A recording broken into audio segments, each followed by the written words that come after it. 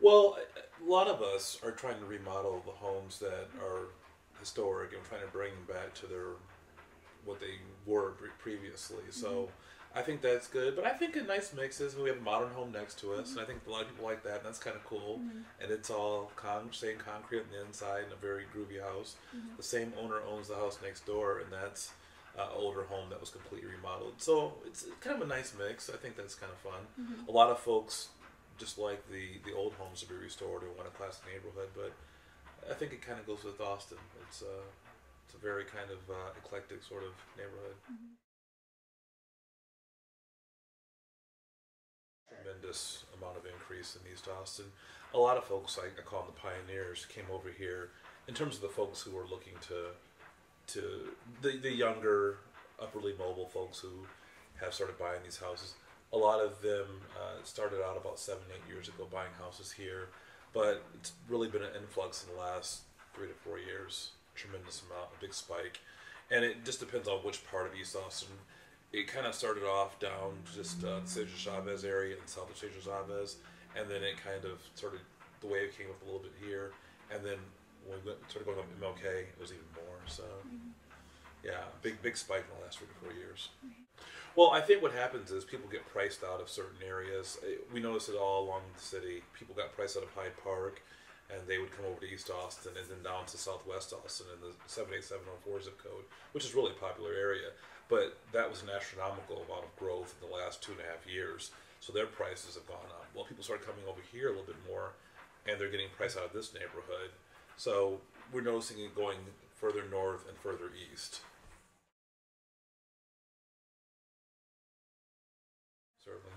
Okay. So yeah, Um, and a lot of folks are, as you may, I don't know how familiar you are with the protesting, but a lot of folks like to protest their taxes, and we've noticed a big spike in that, especially the last 12 months with the economy the way it is. I think what happens is people see this national perception of the economy not being where it should be, but we don't feel that in Austin. We were voted the number one real estate market in the country a few weeks ago by Forbes magazine, and this area, 78702, has gone up 82% in 5 years. So since 2009, we've seen a big spike, and a lot of folks are um, longtime owners, passed down through generations, and they never had to encounter these taxes, and now they're getting hit with that, and they're really fighting it, understandably. So we have a lot of folks calling us up and asking about how to protest their taxes as well. So.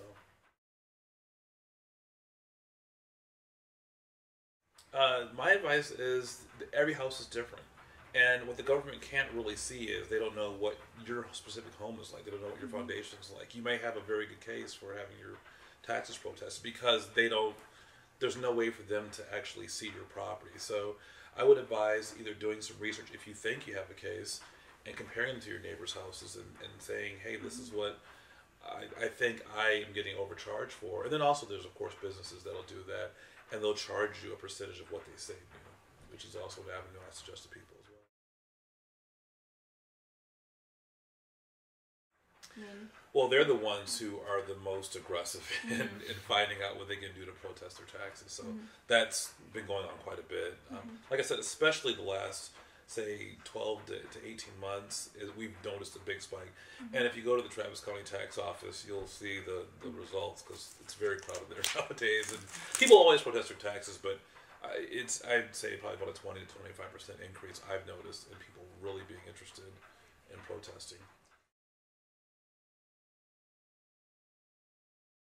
Well, folks are really relocating a lot out of East Austin because of the property taxes and the values, and they're going in terms of a shift. We've noticed by following zip code patterns that they're going to the Pflugerville area and the Round Rock area is kind of where they're moving out of and going to. So, yeah, big shift. So just as I explained earlier, people shift from Hyde Park and Terrytown to East Austin or to downtown East Austin because they can get a better deal over here, a perceived deal. Then in turn, a lot of the folks who are currently here will go up to those two outlining areas and buy a little bit bigger house, obviously, in terms of square footage for their money. Well, if you look at zip code maps of Boston and demographic maps, you'll see a tremendous change in the last 10 years. Just a big difference, and a lot of people are very mobile, as Mm-hmm. you may be surprised to know. But Yeah. yeah, very very mobile nowadays, much more so than they were when I was in the business back in 1995. The number of sales we do now is just astronomical. neighborhoods, obviously, I'm not sure how long you've all been here, but it's much different than what it was. So I never thought it was, having lived in bigger cities or visited bigger cities, I never thought East Austin was, if you're talking about that specifically, was bad compared to Houston or Chicago or these other, or Los Angeles certainly. So per capita, crime wasn't nearly as bad as it is in these other cities, but it was perceived that way for Austin, which has an incredibly low crime rate for a city that size. So I never thought it was that bad, but you will notice that there's a lot of people out and about. Different changes are a difference in the kind of restaurant you see, as opposed to a lot of Mexican food restaurants, a lot of soul food restaurants. You see coffee shops now that just didn't exist years ago. The development on 11th Street, those are all new.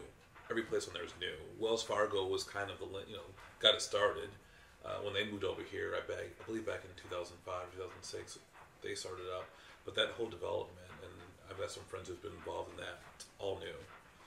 A lot of the places on 6th Street are all new. So that's East 6th Street's developed tremendously. Well, the French Legation's right up the street here. That's kind of our neighborhood landmark that we tell everybody where we live near. They do a lot of shows. There's weddings at the French Legation, and there's also a lot of events now on weekends. And then UT influence, obviously, Dishville Field's been remodeled. All the restaurants on MLK are pretty much supported a lot by UT and state workers. Excuse me. And then pardon me, the difference is that I'm noticing at least is a lot more folks are buying houses that go to UT, or I should say their kids go to UT, and a lot of folks from out of town, Dallas and Houston area, will buy homes for their kids in East Austin. And then that's becoming a real big option for people to rent in East Austin, because obviously you're in biking distance to campus. So a lot of graduate students, as a matter of fact, live in that area of town. So where they all were primarily previously when I did this, they're mostly located in North Austin. A lot of our grad students were, or not North Austin, probably North Campus is where a lot of our grad students, just north of the law school, if you're all familiar with that area, just south of Hyde Park. Around Red River-ish. Red River, Duval, all that, 32nd Street and below. Everyone lived there that was in graduate school. They didn't live, say, on Riverside or somewhere else or far west. But now those folks a lot of them came over to East Austin. So